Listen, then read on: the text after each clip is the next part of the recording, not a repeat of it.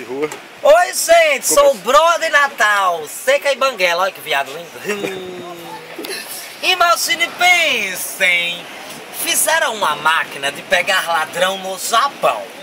Em 2 horas, a máquina pegou 45 ladrões. Foi para os Estados Unidos. Em 2 horas, a máquina pegou 25 ladrões. Chegou a máquina no Brasil e foi armada. Em 2 minutos, a máquina foi roubada. Roubaram a máquina no Brasil.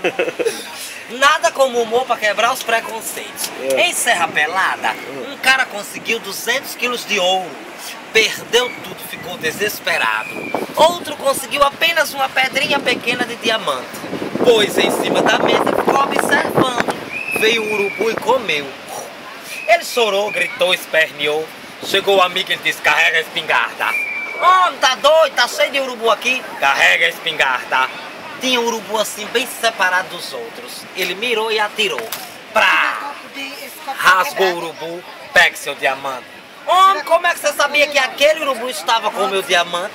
Ele disse: tu já viu esse negro quando fica rico se misturar? Agora imagine, pensem. Mais um aí.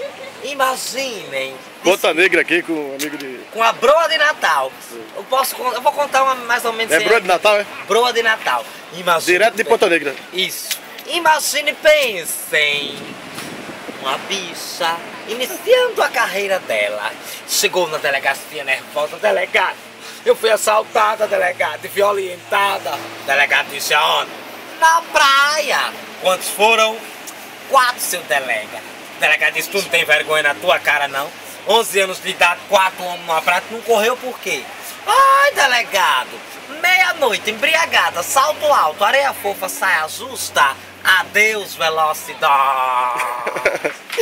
Sou Broa de Natal, apareci no Pânico na TV Ana Hickman, mas nada na Globo, ainda tô na praia. Cheiro no cangote, saúde e paz. Tchau. Tchau. Obrigado.